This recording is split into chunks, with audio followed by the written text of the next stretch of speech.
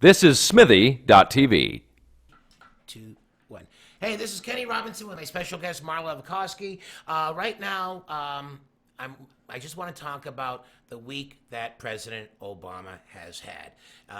He started off the week by talking about race on another comics podcast, Mark Marion, and he said the word nigger, and people their brains exploded. They're blacks. Well, how can we tell white people not to say it when the president says it? And then you had your racist whites going, well, if the nigger president could say it, then we can still say it. And meanwhile, he was saying, look, racism has not gone to the point where it's over. The best it is, people have learned that they cannot say the word nigger in polite society.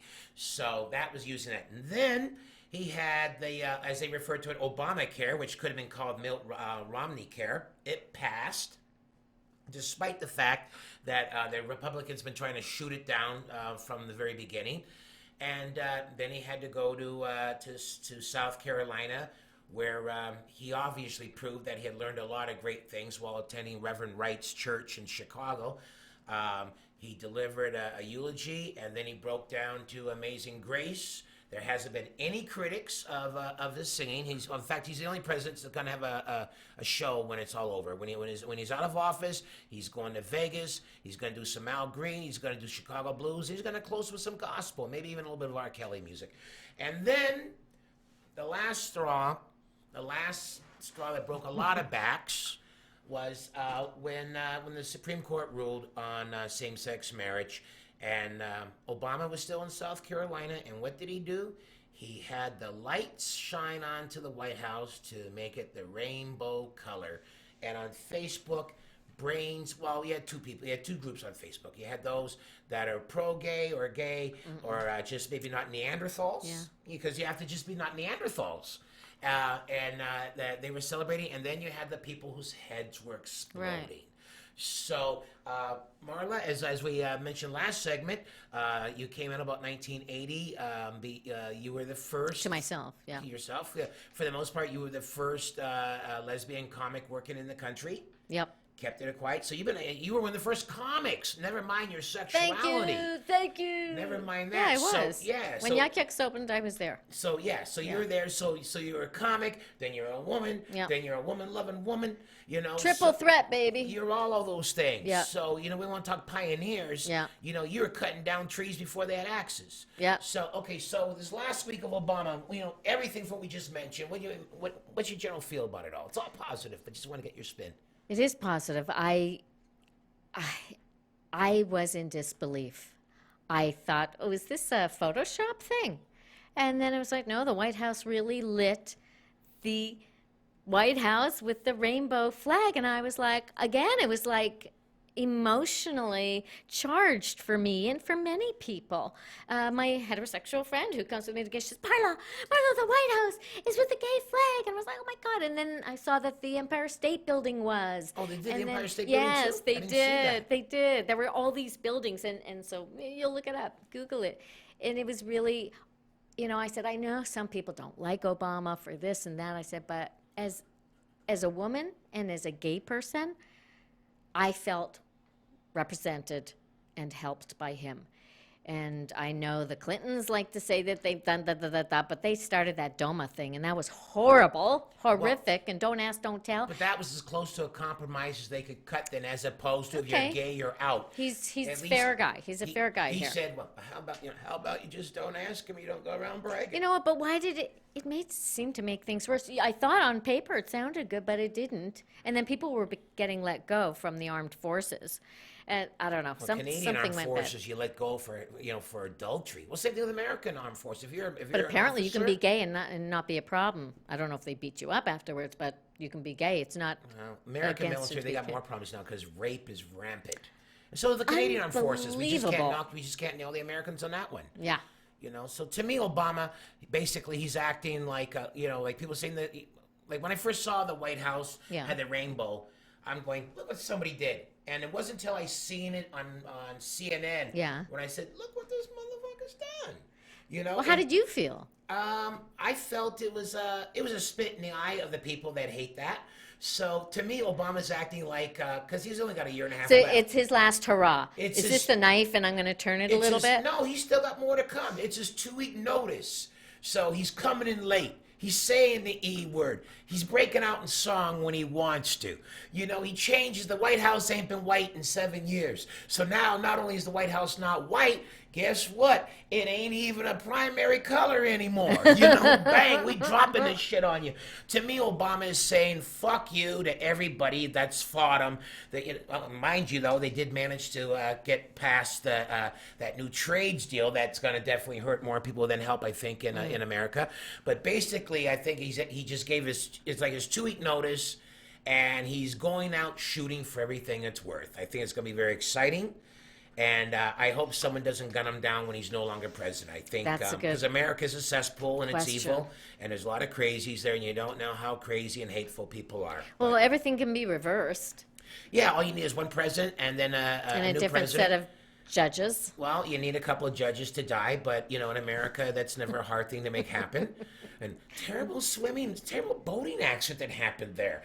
So it was interesting because the one judge that was totally against, he spoke on behalf of the anti-same-sex marriage. Yeah. He was totally in favor of the health care bill. Mm-hmm. So even then, you can't really, you can't count on who your allies are always, because there's nobody that really is 100% liberal, 100% conservative the way things don't break down. So do you think that Obama really supports equal rights for gays? Or you think it's a political decision? I think he does, because if he didn't, he could have made the political decision not to. Right? He could have, but it wouldn't have bugged the Republican Party. Well, no. Well, he's not doing it to spite the Republican Party. He's doing it because he's not a member of the Republican Party. So, and I mean, in fact, a lot of criticism that he receives from the black community is that he's done more for gays than he's done for blacks. Okay. And then people say, well, ain't they some gay black people? And Yes, but legally, blacks have more rights in the books. But to It's the one people thing that to thought enforce Obama it. was going to give 40 acres and a mule when he was elected, I'm saying, well, what is a black man going to do with 40 acres that is just not great land? And what are any of us going to do with a fucking mule besides think about barbecuing it? Can we sell pony rides to the white children? I don't want 40 acres and a mule. Give me something equivalent value. Maybe 20 grand in a new car. Because I'm ghetto-centric that way. I can't think of what I could do something better with it. But that's been a criticism with a lot of people. Yeah, that but he's it's done more. unfounded. I mean, I know it's unfounded, Right. and I can prove it. You're allowed to get married. Not anymore. Yes, you're allowed to get married, despite the fact you have a bad cat crush. I don't know what you've done. I'm not. None of my business. Every church in North America says, this man, never mind the gays and the fagelas. This man here is an No insult. marriage. This man is an No assault, honey. an assault on the sanctity of marriage. Well, okay. This man's eyeballing chicks over at his wedding as he's making his vows the first time. All right. Did you ever make a pass at me? I've been meaning to, but Yeah. you always kind of went, don't bother me, So I didn't do You always had that way to push me away, and the fact, and the fact that that of your sexuality, that didn't bother me because my first wife wound up going down that street. I always figured, well, if she's a lesbian and if I can get in there, it's a quicker shot to a threesome. Was everybody at the club talking about me being gay, even though I hadn't even had my first experience yet? Well, I got here. You were to Toronto. 1980. I got And here. I was kind of starting 1980. Yeah, so it was All maybe right. just the whispers were Yeah, starting. the whispers were starting. And then you kind of disappeared. Well, I guess you moved or you left. I moved in 1990, so I was there for 10 years. Yeah, but still, when I was in there, 84, 85, 86, you weren't around. You basically kind of. Oh, that was because I was blacklisted. Oh, that's another thing. That was because I didn't sign this contract. And so luckily, CBC had offered me a national news show as last word columnist. So I had that, and then I had all my voice work. But there was a discrepancy between Yuck Yuck's management and me. Yeah, see, so you were out of the picture by then. So by that time, we were whispering. That's why when you're saying a lot of the female comics don't know you, don't know your history, don't know who you are. The ones that came after are the ones that are considered the that's why I keep barking at you to get back into this game. Yeah. So no, so you're like So get me on your nubile show, whatever that show is. Nubian, nubile, whatever. it is such a hostile environment. Okay, these no, days. thank you. Yes, it's No problem. Forget it. In I'm fact, too old to be hurt like that. Oh, and well, they're not as volatile as they used to be. They used to boo viciously, and last night there were two acts they started to boo, and but it wasn't strong enough to warrant me taking them off. How many people in the audience? Last night maybe 180, 190. So Deadly. That's fantastic. we're used to 270 to 300. So, but during Pride Week, a lot of my crowd doesn't like to come downtown, so because of traffic. And Okay. You should actually have me on just to see. well, actually, What would happen to me? We had a young duel named the Dirty Show out of Calgary, out of Edmonton, and one girl's straight, one girl's lesbian. She's got that Johnny. What was the haircut of the cartoon character? Talk like Elvis, Johnny, whatever. Yeah, she had a haircut like him. And at first the audience was staring, and then they were so vile and obscene and blue and over the edge, the audience just all fell in love with them, especially when they chased up a family of Puerto Ricans on holidays from New York. My God. So they ran. The young 16-year-old boy ran after the one girl shook her coochie near him. So, that they dug. But last night, one of the comics said that the way to stop people from being homophobic is to show 9-year-old boys gay porn. So that began a boo, and then another woman came up, her first time doing a show, started talking about her abortion, and then so it became her yelling, "Don't women have rights?" And it's like, Oh my and I'm going, you goodness. can have rights, but you better have some punchlines. So I guess I shouldn't mention that when I did have my abortion, that the fetus looked just like me. So it was nice to know there was a resemblance. All there. fetuses look like Anyways, you. well, So I tried to cut the nose is a lot. I tried to cut smaller. she did a thing. Well, at least he came with me, and he was supportive. He came with me for the abortion, so that got more.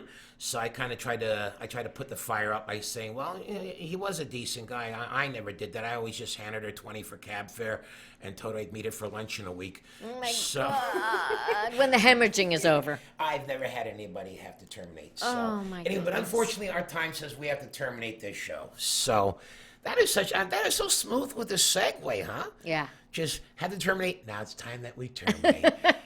It's not that the show is stillborn. It's just that it's time. So It's anyway, time. thank you, Marla. Thank you, Once Kenny. again, you can see Marla's celebrating her birthday on July 3rd at the 120 Tavern, 120 Diner. On One- 120 Church Street, it's jazz standard night with a little bit of humor. Okay, jazz and humor. It's from 6 till 8. If you get there at 8:30, you missed her. Forget it. And how much is the cover?